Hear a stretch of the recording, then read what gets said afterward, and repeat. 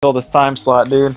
It's because we don't have past games to, like, build up with. Like, right now, they'd Yeah. be, like, talking about, oh, yeah, Dirt and, an IEM Kiev, yeah. Yeah. Blah, blah. What's the rest of the bracket looking like? Yeah. Blah, Yeah, blah, blah. What about the last game of the series? Well, blah, blah, blah, blah, blah. And they just It's so hard. It's so hard to plan talking points for these games. We basically just have to talk about cool mechanics, cool fights, cool interactions. Yeah, that's about it. And hope it's enough. Or fill it with nefarious chatter.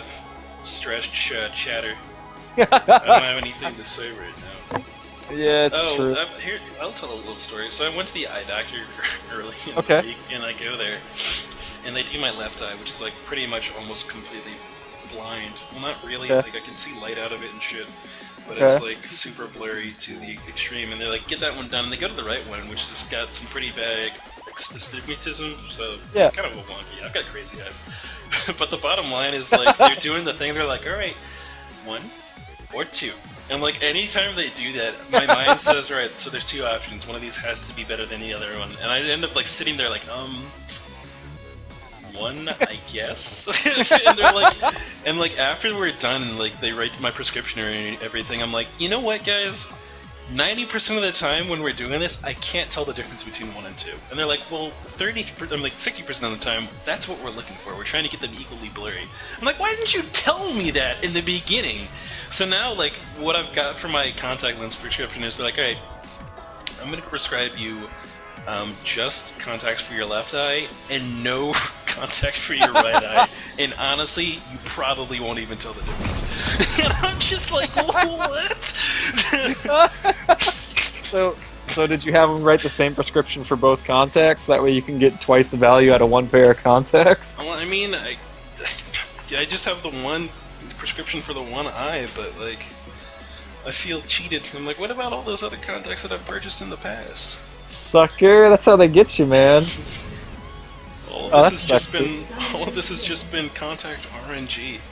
Yeah, for sure, man. We do see Diana running straight to the bot lane, so while not completely telling, it does look like we might be seeing the old Braum Diana lane, I guess. Dude, Leon's got boots here, so I don't know what's going on. Dude, I don't know. Holy moly! Let me see what's going. Let's add Gank back to the call. See if they're still in a pause. Gankenstein, join us. They might be on pause. Let's see what's going on. Okay, I think they were probably on pause if he's not answering. All right, good, We'll wait.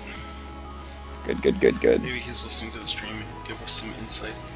Yeah, good. It's always good to have an inside man. Yeah. Unfortunately, it's Gankenstein. Yeah, that's true. Oh man, how is this? Okay, so I guess we assume it's Leona mid with these boots, though I don't understand why you go boots. But so let's assume it's Leona mid. What do we think of the Lissandra Leona matchup? Leona gets wrecked completely. Yeah, is there especially? Lissandra's already so hard to deal with as any melee, and Leona not having the, like, really high damage scaling that you would expect for someone who's going to be in the solo lane, it's just going to be really tough to manage. Yeah, do we? I mean, especially like I understand wanting to get 4 pots out of this, but wouldn't I feel like going maybe Flask would have been better? All right, looks like Oninoken is back in game. Right, May have killed Gankenstein with that call. Let's hope not. Possibly. Alright, so I'm gonna see how the lanes shake out here. Blue team's easy to, identify. But Oh, yeah. Red team is just a hodgepodge of, oh my goodness, they're invading. Okay. Well, you have to with Leona, right? You have to invade with this team comp. Do you know? What else are they gonna do? They're gonna like Leona's gonna lose level 1 anyway, and we expect the bot lane to lose early on. I'm nervous. Alright, here we go. They're going into the jungle. They're just getting to the backside of the red buff. The entire team is in here. They're just running straight through. Oh my goodness, ping goes down from blue team. Oh no! Uh-oh. Nami, Here it is, Stop Vio it. Shine. Boom. Good stun there. Knockup actually misses. Flashes out of it. The slow has to come down there. Exhaust comes down, and that's going to be first blood going to Yasuo on a played by Dark Matter. Yeah, unfortunately, Genkinstein actually threw his Q a little bit too early there. What that did is it cost his team two flashes to finish off that kill. It's probably worth, but if he had been a little bit more patient and waited until Nami was right at the tower, would have been a lot easier to get that. Yeah. I just, guys, I don't know. No, now it looks like Leona's still here. What? Happening? Guys, save me. What is happening? Okay. Leona pairs off with Braum. Alright, so our initial assumption of Braum Leona is correct. But what is Genkinstein doing? Genkinstein, why are you juggling? What? I don't. Stretch. I'm soaking. Get into lane. What are you? Oh, he's helping him do Oh. the Braum camp. Okay, I can dig this. What he's doing there is he's giving an extra hard leash and trying to get Leona some level 2 my experience. Goodness. Top lane, Dark Matter's already in trouble. Flash underneath the turret means he's gonna die immediately. Unfortunate for him too, because he did burn his teleport to get into this top lane. Good potato from Alexander Pendrag. Yeah. Also, he never had a chance to spend his first blood money. If he was gonna burn his TP anyway, he should have B'd and then TP'd to top lane after spending his first blood money. Yeah. A little bit of a mistake there, but probably would not have helped in that gank situation, considering he just picked up her click glove. I mean, honestly, after the first blood went down, he should have just based. There's no reason for him to help Leash blue buff. Yeah, for sure, man. So a little bit of sloppy play, not really costing him anything as he got a free base anyway, but just a little rough, man. We're seeing a huge CS discrepancy in this bot lane as 80 carry Leona struggles against Nami Jinx. Who would have thought, guys? I don't know why we're getting on YouTube. Guys, I'm trying to be serious about this cast, but Why are you doing this, please? we said the last game of the night, and you're like, let's troll hard, man. You troll harder than we've ever trolled before. Raise Oh, your man. poppies. Raise your poppies. Ebb and Flow lands there with a nice little bounce back and forth. Yeah, I kind of feel like Nami should be playing more aggressive. Yeah, she got burned a little bit earlier, but what threat is there of a death as Cho'Gath got beat the crap out of by those... Yeah, he ends up having to run away from the double golems, man. To be fair, he has done a nice full clear here. He did his blue buff, ground camp, wolf camp, chicken camp, red buff, and then went for Krugs, so... Yeah, definitely got value out of his time there. Just a little bit too greedy in the end. Does cost him some time. For sure. Do you gank bottom non-stop as Cho'Gath here? You have all the CC in the world, and Jinx does not... She only has flashes of escape, right? Yeah, I think you have to camp it, especially with Nami still with her flash down. If he had run down immediately, he could have made it happen. Yeah. Down in the mid lane, Alexander Pendrag shows up, gets the fight down on Tannen, but he's just going to walk to his turret and escape out of that one nice and easy. Yeah, I really wish if Blue Team had decided on this Leona lane a little bit earlier, I wish we had seen a bit of a more carry-style jungler, just for some extra damage coming out. Yeah, because there's just not enough. I mean, I don't know if there's not enough damage, because honestly, if Yasuo and Diana get ahead, they can take over the game, but it's really risky to kind of require those two lanes to need to guaranteed get ahead, because if they get behind, there's just no damage anymore. Like, oh, Leona coming in with the Zenith Blade, lands the Q, but Braum's not there. There goes the strike or whatever, and there's the Braum passive, denting blows coming in. Probably just not going to be enough damage. Night ticking though, double flash traded. Zenith Blade land, and that's going to be the kill down onto Akonimo. Rourke is actually going to try to get one more auto attack onto Vioshine, but it's not going to happen there. Oh, Vioshine actually lands a good ebb and flow. The Splish Splash does not get the kill on Rourke, but he's going to be able to base in this far lane rush. Yeah, good awareness by Vioshine to not commit for that kill completely. He recognized he was out of mana and just walked away. As Yasuo catches the Scion stun and just goes down immediately. Just eats her right there. Not good. Not good at all. Yeah. Mid lane, Alexander Pendrak shows up once again for Tan and Kinslayer. Oh. Puts slow it up, but this is a cautionary zone. Construction is happening. Cannon says, I don't live by the rules. I'm going to go ahead and get this Lissandra underneath through your own turret and then flash back out over the wall and take this money and get back to base. For sure, man. I don't know, man. This game, so long as Tannen gets ahead, I feel like this game can go far. It'll give Dark Matter time to catch back up, and they have enough CC to, so long as they're, Tannen finds the right angles, he's going to be able to reset and pick off the backline. But man, is it hard. Jinx catches the Zenith Blade, Dinting Blows coming down, catches the Braum stun, and unfortunately, I see it. Yeah, no CS required. They're just gonna go ham, man. Oh my goodness, they dive the turret there. It lands the shield stun there. Gankenstein walks onto the Flame Chompers and is gonna take 2 extra auto attacks for doing that. Alexander Pendrak now showing up down in this bottom lane. He's not going to be able to get anything done here. Honestly, they could 2v2 this. A good bubble combined with a pillar combo would get them a kill. Yes, Alexander Pendrak is going to try to walk into the lane. Cyan uses his ulti to get back to lane a little bit quicker there. Actually, no! He's going to run right into Dark Matter, lands the slow. He's going to get the knock-up here. Dark Matter wants to try to fight this a little bit, but he cannot. I don't know why Cosmic did not charge his shield up there. At least I didn't see it. I think he used it. I think he used it prior. I feel like he had a shield when he was charging. Yep. Nice slow on. Ooh, nice knock-up. Holy moly. Holy oh my goodness, crap. He flashes under the turret, gets the ignite down, and that's going to be the kill money for him. Cho'Gath showing up at the top lane is going to try to clean that up, but down in the mid lane, Tannen's going to try to get this kill on Lissandra. Cosmic Gator still running away in the top lane from Toilet Face. He's trying to flush him, but he's a little bit too big. He's just charging, he's smashing the wrong direction, but dodges the knockup. He gets under the turret. Doesn't have damage down. He does get the shutdown onto Cyan in the top lane, and now he's going to start bleeding out. He's running around. Oh my goodness, Cyan. That death animation looks so funny. I don't know what it is about those hands, but they look way smaller.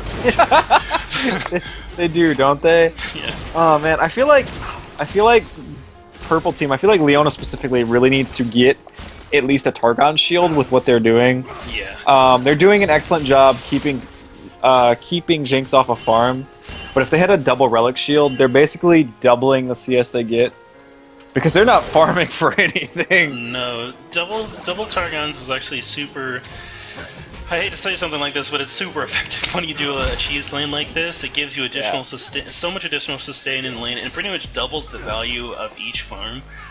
So even if you have to give up a lot of it, you still are going to stay kind of matched with the enemy. The only thing that you're not going to have is that high damage potential that you're going to have on the other side, but in the mid lane, Tannen is just putting the damage down, honey. Yeah, and I don't know, like, we're seeing a lot of action going everywhere. Yasuo gets caught by the nice gank, and it looks like Braum ult's just not enough to save Leona there. He might have been able to kill Jinx if he committed, but chooses to run away. Gankenstein uses the shield to block all the incoming autos, reduce the damage, and he should be okay. Does catch a bubble though. But back on that relic shield, I feel like they should both actually go to Face of the Mountain. It'll increase their damage dramatically. Cho'Gath misses a knock-up and eats a Flame Chomper, just walks away. Yeah, pro tip on...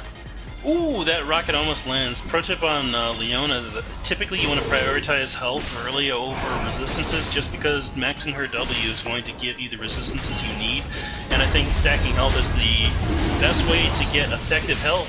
Oh my goodness, Cyan is going to show up to this dragon fight, lands the stun on Tannen and pulls him up completely. Toilet Face is now trying to fight both the dragon and the Cyan. It's not going to work out in his favor. He does pick up the dragon, but he's going to die for his troubles. Good pillar comes down from Alexander Pendrak onto a Dark Matter. The crab is caught in the middle of this fight. He does not want anything to do with it. He's like, oh jeez, let me get out of here. Just, pardon me, excuse me. Stop hitting me, please, come on. Please guys. But, oh my goodness, Jinx catches the Braum Q again, and might actually bait Gankenstein to his death, at least forces the flash. Yeah, he definitely does, and now Gankenstein's going to be a little bit less mobile now. Throws out the Q to delay Konomo's recall animation there, and that's going to say, cause Konomo to run down to this bottom lane and clear out that wave, which makes you think, should he have just done that in the first place? Yeah, man, this is turning into such a strange game. And I feel like Leona's going to end up building damage with as we see the recipe for Sheen coming in, and it's deviating too much from what this lane needs to do in order to be able to succeed. Because oh my goodness gracious, as the Zenith Blade Snipe happens. Yep, Alexander Pendrake shows up in the bottom lane, but I don't know if he wants to tango with this 2v1.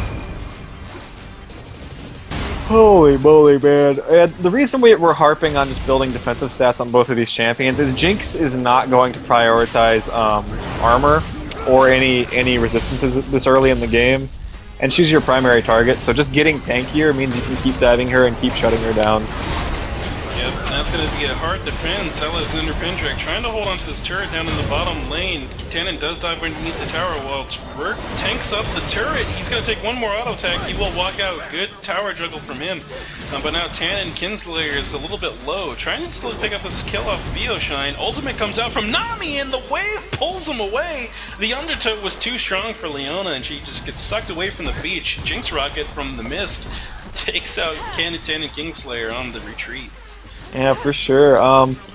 And we're seeing another strange thing happen too, where the guy with the relic shield is actually getting more CS than Leona. Oh my goodness, this is just rough to watch, dude. It really, really is.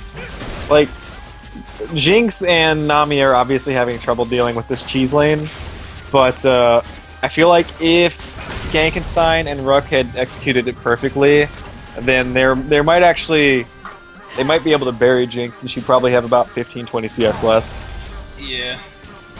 Oh my goodness. And sorry I just keep coming back to this bot lane, guys, but it's just so interesting to watch something non-meta. Yeah, Rourke laying down the ultimate there. It's not going to land, though, and Aki's going to be forced to farm underneath the tower. The shield fire going to make it very difficult, as now that turret's probably going to one-shot most of those. For sure. We're also seeing, going to the other lanes, in the mid lane, Tannen has developed about a 20 CS lead and is just kind of bullying poor Lissandra around. Not really what I expected in the ranged versus melee matchup, but Tannen doing a good job of trading his Qs with Lissandra's Qs. Oh my goodness, bot lane tower goes down for the red side. Yep, top lane Cyan ulties into lane and starts trying to take out this turret, but instead he's just going to take a poke from Yasuo to the back, and he's really low on mana here. He needs to back it up because Cho'Gath is coming up to that lane for the gank. Stretch, what do you think about rushing Ninja Tabby versus something like a Chain Vest? Where on bottom lane? I'm talking about specifically Mini Stretch. Yes, it's very valuable considering that you're... Oh my goodness, bottom lane Akodomo is getting caught out from the Gankenstein-Rourke combo once again, but Bioshine's going to be there to boost him out of there. Versus a Chain Vest, I don't know, because I always get a Chain Vest early, like on Zac when I'm playing that. I do highly value Ninja Tabi very highly, though. Looks like Oninoken's caught out between Diana and Yasuo now. Alexander Pendrake going 2v1 against Rourke Gankenstein. Bioshine is now pinched by the entire enemy team. Cosmic Gator shows up, but he's going to have to retreat right away as it's now a 4v1 situation. Yes, I value Ninja Tabi very highly, but versus a Yasuo, Tabi's probably the right call because you need to do anything you can to match the mobility of him. Having the boost 2 versus all those dashes is quite helpful. That's true. But I do feel like Ninja Tabby is probably not going to be as effective this game. He might have wanted to, pick up the Chain Vest and get the tenacity off of Merc Dreads with how little AD damage there is on the with how little damage there is, period, on the red team. Yeah, what I will say is I would have gotten the Ninja Tabi. I would not have gotten this Banshee build this early. Yeah, that is a little strange. I feel like I don't know. Does Mini Stretch even need to go damage this game? Or, like, does he need to compensate for Jinx being so far behind by building damage, or is he fine just building pure tank? I think that he's building pure tank is going to be perfectly fine. As long as blue side peels for Jinx, they're going to be okay with their damage output. Jinx does need to kind of alter her build, though, because the path she's going says that she wants to go for Static Shiv, and that's just not going to be really effective against this bot lane. It's going to take her forever to kill literally anyone on the team right now. Yeah, I would kind of like to see, because she's so gold starved, it probably would not be bad. It wouldn't be good, but it probably would not be bad to go static Shiv plus Last Whisper, diversifying her damage, getting some magic damage, some wave clears. Because against wave clear, the purple team can't even siege a tower. They're going to be forced to only dive. And getting that early Last Whisper is going to completely negate these early Chain Vests we see coming out. It's not as efficient as a Last Whisper or a IE into Shiv, but it'll definitely help against the defensive stats that red team is stacking. We do see a dragon coming in here as Trundle gets murdered and Jinx or Cho'Gath catches the Jinx rocket, but it's I don't know. Such a sloppy fight right here. Oninikin is tanking up that dragon solo while Akonomo is left to die pretty much. Sion ulti comes through and he's gonna run into the team here, catches work on the corner, 3-man stun, and he's gonna pick up that kill nice and easy. I don't know if he can fight this fight between Tan and Genkenstein though. Good stun knocks up Oninokin briefly, but Cosmic Gator is still on the chase. Looks like Dark Matter's gonna show up in this fight now, slides in, you need one more auto attack to stun Cosmic, and they do get it down, interrupting his gargantuan smash or whatever that move is called. Yeah, for sure. Tannin gets pulls Cosmic back in, but he's gonna be too tanky for the enemy team to just kill right now. Yeah, definitely a sloppy fight out of blue team. They just kind of ended up getting their one of their main damage sources, Lissandra, caught tanking dragon for no reason, and then just poorly executed. Should be a free. I would imagine this is a free dragon for red team. Oh yeah, super free, should be no problem at all. Tannen go ahead and makes that play call, and they're gonna go ahead and take that out. Every time Tannen's in the game, he loves going for these dragons as soon as possible. I love that. You know, one thing, Tannen, I'm going to say it, man. I did not criticize your Diana once this game, and once I realized it was mid lane and not mid lane. He always complains because he's always like, you harp on all of my picks. Well, you know, I love you to death, man. Keep it up. I do like that he rushed the Zhonya's here. He recognized that he needs to go in and then survive after assassinating one carry so he can go after a second. So Zhonya's is probably the ideal pickup for these chaotic team fights that are about to go down. Yeah, being able to get that second rotation of abilities off through Zhonya's is really, really nice. Especially on Diana, where your ulti doesn't have a cooldown after using on a target that has that moonlight. Yeah, for sure. Man, red team having 2 dragons is so huge. Because honestly, their dragon control is so poor without an AD carry. They do so little damage to neutral objectives or objectives in general. Until Tannen manages to pick up a Lich Bane or something. The fact that they managed to control 2 fights and then pick up these 2 early dragons is just so significant. Yeah, they really need that, and denying it from the enemy or denying it to the enemy team is just so needed for them. Looks like a little bit of a lane swap action going on as Tannen rotates up to the top lane to force that out. And now it looks like Oninokin decides to claw into this fight in the mid lane. Xenoblade lands on the back line. Akonomo is going to get stunned up by that sunlight from Leona as well. Ulti comes down from Akonomo too, and that gargantuan smash. It's just going to tear up that run. Not really a good team to split push on when you only have 2 damage sources and one of them is crippled. Yeah. Oh my goodness. Bubble landing on Toilet Face there. Alexander Pendrag with a good pillar there. And they're just going to force down this turret now. They're going to try to split. Diana's going to try to split push against this. Spike goes down underneath the tower. Double knock up on Toilet Face and Dark Matter. It looks like blue team is reacting a little bit slowly there as Cosmic Gator takes up the turret and then drops the aggro onto Pendrag. They're going to clean up this kill and then possibly get this tower. Diana is running in from the side there. She will run through the brush at Chicken Camp. Possibly look for a side pickup here. Alexander Pendrag looks to be the target. He does go in on it, gets the Moonfire pullback, and that will be an easy kill cleanup for Dark Matter on the back end of the fight.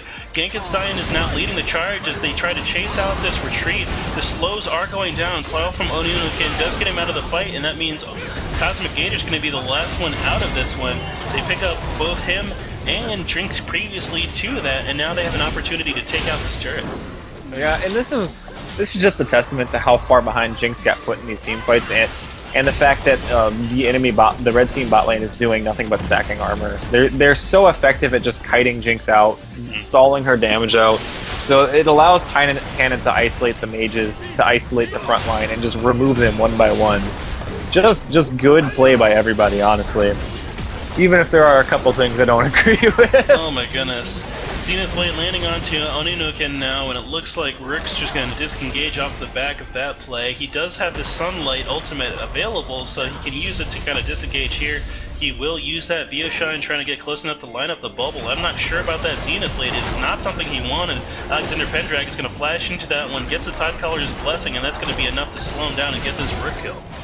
Oh, for sure. That was just they were a little bit late. They tried to go for the dive onto Lysandra as the tower was falling, and it ended up costing Rook his life because he was the one that went forward. Just a little sad. His team was not in a position to follow that up. Probably shouldn't have been that aggressive. Man, this game is so wonky. It really is. I don't even know what what's his name? I don't know what Economo is building right now. He finishes his Static Shiv and then immediately picks up another Crit Cloak. I think he's gonna go for IE here, but honestly, Gankenstein has learned from that last game. Yeah, he goes Thornmail on stick. Hey man, we may say Gankenstein is sometimes a little slower than the average bear, but he still learns. Yeah, you just have to feed it into him. Dude, the Thornmail rush is so effective in this meta. Dude, I love it. I don't care what anyone says. Dude, that is so funny. Whenever I go top lane, that's just what I'm gonna do. It works way too well. And it's so frustrating because all I do is play ADC and support, and I'm just like, well, I'm the ADC, and that Zac is not only fed, he has a Thornmail. Yeah, I can't kill him, and he can easily kill me. Red Yeah. team just blows away this team fight here in the jungle. Dude. They like these tight spots, and looks like that's going to allow them to just force again another turret out. This is going to be an early, possibly an early inhibitor for them. They decide to dive the turret on Nino, getting in a little bit of trouble. He does have his ulti, but it's not going to be able to go down here. Gankenstein still taking the turret, puts up the wall, but I'm sorry, friend, that does not work on lasers or tower shots. Oh man, and this is just one of those, you throw out a cheesy strat like this occasionally, and it's just gonna win because the enemy team does not know how to adapt to it. Yeah. We're seeing poor itemization choices, awkward build paths coming on the blue team, and just weird map rotations. Because basically after level 4, purple team was just team fighting. That's all they did. They don't need this. They don't need the last hit, man. They just need to go. All of the power in their bot lane is already in their kits, man. Really is. Third dragon pickup's going to be an easy one for red side here, as they've already zoned out blue from that last little pick off in the enemy base. They're going to be able to clean this one nice and quick with this Yasuo and Diana damage that's going to happen. Yeah, for sure. From this point, I don't even know how blue team can win these team fights. They need to slow this down. They are not grouped as 5. The Jinx ulti actually doesn't... Wait, I heard it. Where's the Yasuo wall at? Oh my goodness, so many things. Double bubbles happening in the middle of the fight. Alexander Pendrag is barely staying alive. He's surviving basically only off of the healing from the death of his enemies. And it looks like Theoshine's going to fall the next time. Mini Stretch is going to try to clean up the last of this fight. His smash is in the wrong direction. He's going to pop his passive though, sending him into Super Saiyan Rage mode. But it's not going to be enough there. I don't know. Those hands, man. They got to change that. It's making me... Every time he does it, I look at his hands. Now that I've seen it look a little bit more closely, I think it's the fact that the back of his hand is colored the same size as his fingers. Yeah. So it gives like this weird visual effect of like his fingers looking really small in proportion to the other spot that's lit up. I don't know. It's kind of weird. Maybe he just has, really, really delicate hands. Maybe. Like, oh my goodness, Oninuken almost dying to the minions there. Flashes out to prevent his death timer, but honestly... If he had died there, it's worth keeping the flash. Yeah. Do you try to force Baron here? Like, you see 3 or 4 people struggling with super minions. Considering that this team struggles with taking turrets, I think it's best for them to try to force a Dragon take or Dragon bait. I mean, a Baron take or Baron bait, because those minions are going to really help them siege up on these turrets, give them the additional pushing power that they need, especially with the fact that they've got 3 Dragon buffs, and then help them knock over some of these additional turrets. Yeah, for sure. This is just such a weird game because Jinx is basically nullified not only from her item choice, but I didn't even consider it. But Yasuo plus Braum walls remove the AD carry from the fight. Yep, There's nothing they can do to get past that. Burke lands the Flash Zenith Blade onto Bioshan. Tannen flies into that fight, and now it's Oni getting stuck in 3 members of the enemy team. He does not have that flash from flashing out from those minions earlier on. Okonomo eats a Bronx stun to the face. The tail end of the knockup hits, and it's going to be Dark Matter who flies in with his last breath to clean up that kill. Yeah, holy moly, man. This is just, it just collapsed from pretty much minute 8. Gankenstein and Ruck figured out that they could just go in on poor Jinx, and the game has not been the same since. It definitely has not. So they're going to clean up his kill on Cosmic Gator in the mid lane right now. Yeah. After that, he's just chugging Rage through. He actually eats an exhaust at the end. Oh my goodness. Maybe it's... I'm looking at him. Zoom in on his tiny hands, dude. It's not so bad when he's dead, it's when he's giant and enraged. Yeah, it's just, I don't know. They don't look so tiny. Yeah, when he's dead, it's just, when he's moving around, it's because the back of the hand the back of his hand is like dark still, and it only has the fingers lit up. So and also he's got his fingers clenched. So it looks like just nubs, and it's like, I don't know what I'm looking at here. His hands just look so strange, dude. Mini Stretch, go die again so I can look at your hands. A strange request, but a necessary one. Yeah, it's for science, man. Oh my goodness, dude, this is pretty rough. There is no way this game should go any other direction than an easy blue team win, or red team win. I imagine they just kind of go pick up Baron, or bait Baron even better right now. Dude, this Cyan is fed. I didn't even realize. Yeah, like, it's gonna feel so bad to be Mini Stretch right now. Like, he was 6-1 at one point. This is what a lot of my favorite games look like. But you can't, like, fault yourself for when it goes this bad. Yeah, dude. You're just gonna have to move on to the next one. Yeah, for sure. Like, I'm sure everyone's just gonna have fun with this, because... Dude, you can't... A match like this where it's Leona, Braum, bot lane, chalk it up to experience, move on. Because you can't expect your AD carry to know how to do this. Yeah.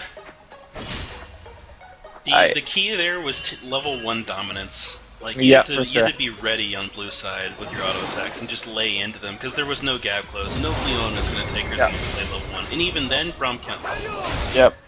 Like, there were plenty of opportunities that we saw for it, too, because... They did not, the Leona Braum did not execute that lane perfectly, and their itemization was a little bit weird, so they could have done just a little bit better. Oh, Leona didn't learn from you, dude. She did not go Thornmail second item. It's okay. No, I can't. Thornmail first and second isn't for everyone. Yeah, a little bit. Though I do feel at this point like prioritizing MR just to neutralize the Lissandra is probably a better choice. Yeah. So it looks like the last fight of the game is going to come out here. Red team really just doing a great job of cleaning this one. Cosmic Gator gets the Quadra knockup here, and he's going to use his ulti to just run back to the base. No, Mini Stretch, show me your hands, goddammit. And he's like, no, I'm out here.